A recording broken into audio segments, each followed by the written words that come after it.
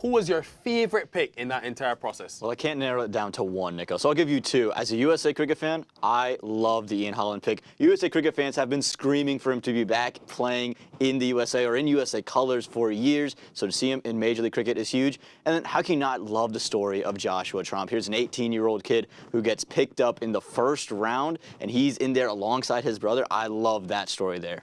Yeah, I love their domestics from last season, right? I thought it was one of the strongest groups of domestics coming into 2023, and I still think that stands in 2024. Andres Kraus, you mentioned, has just been on a tear. He scored 90-odd in the Abu Dhabi T10 League earlier this year. And then you talk about Obis Pinar. I think he had a couple of huge sixes late in games. I think him with the ball is going to be a real factor. I would like to see him get some more chances early. And again, Saurabh was just so good. We mentioned the sixer he took against the San Francisco Unicorns already earlier this year. And Justin Dill, I think he had that last game against Texas, and I think he can be someone who, if can find a rhythm, can really be an impactful third or fourth pacer, and this team also does it with the bat in minor league cricket. So I like what this domestic roster looks like. And today what we're going to look at is obviously the 2023 minor league championships presented by the Dallas Mustangs and the New Jersey Somerset Cavaliers. We're going to get to see that matchup where the Cavaliers shocked everyone to start things off, holding the Mustangs to just 121 runs, and then with bat in hand through 5 overs, Kennard Lewis looked like he was going to take the game away.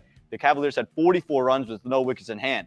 Ruben Reyes gets him, and then Nosh Kenjigay went to work. Let's take a look at what Nosh did here. Starting off with his first delivery, he's in the process of a maiden over, and then Stephen Kawaru hits one straight down the pipe of Ruben Reyes, who takes it at long off, and that's wicket number 1. Nosh, not too happy about it though. Knows there's a lot of work to be done. Well, to me, this is the moment that changed the game, because not only does Nosh Kenjigay get a direct hit, he gets a direct hit on Gurjendra Singh, the USA international, and he was short of his ground. Don't run on Nosh Kenjigay. Learned it in Major League Cricket, once again proving it in minor league cricket. Take a look. Bails go up before he's across, out on the big board, and the Mustangs, they go crazy.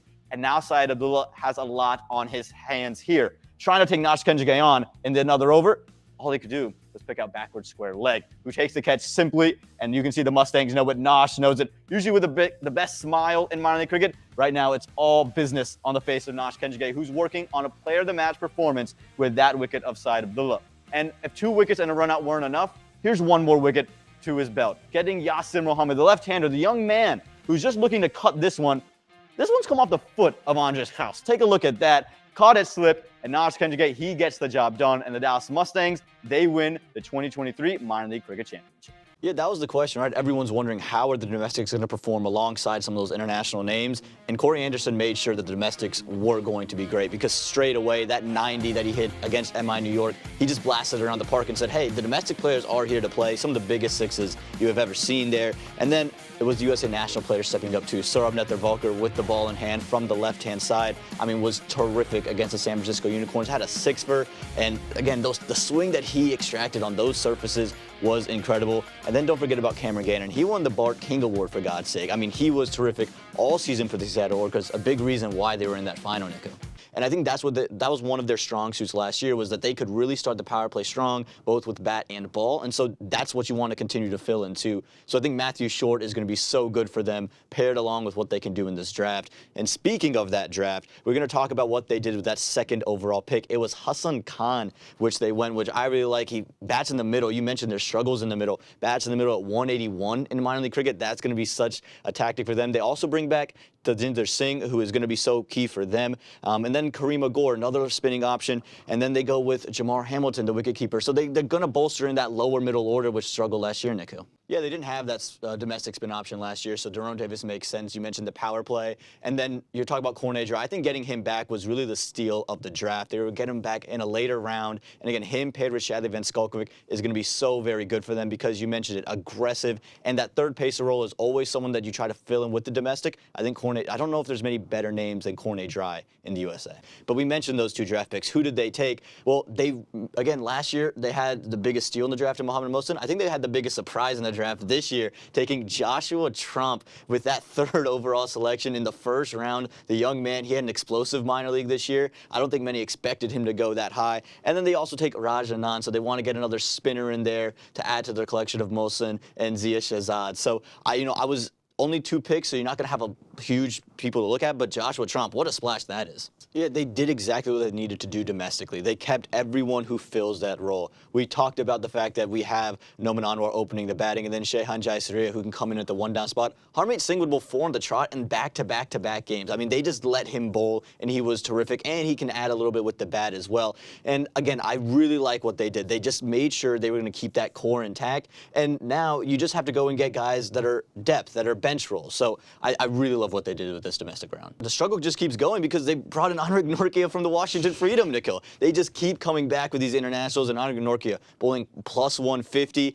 I mean, he's going to be explosive as well. So they have 4 really quality seam options to choose from. What do you think, Aaman? Yeah, absolutely. Nicholas Puran had that unbelievable century in the final, but it was Naj Kenjige to me that was a spark plug domestically, and they brought him back. And they brought back, again, a lot of that core. Stephen Taylor from the left, maybe USA's best domestic product in the last 100 years. Ehsan Adil, he comes in with ball in hand, is going to be great. Again, we mentioned Nash. Aaman Patel, the USA captain, and Shahin Jahangir. And that's the area I'm going to look at. Jahangir played well opening the batting. I think between Monunk and Stevens is going to be an interesting question. Who's going to be the guy that goes up top? And then, again, they just carry that bag of international players around the world, Nikhil.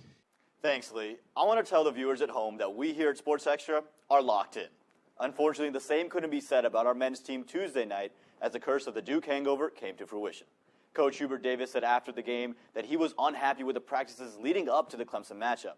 And well, when you turn on the tape, it's the little things that killed Carolina. Now, we all know defense is about 2 things: effort and communication.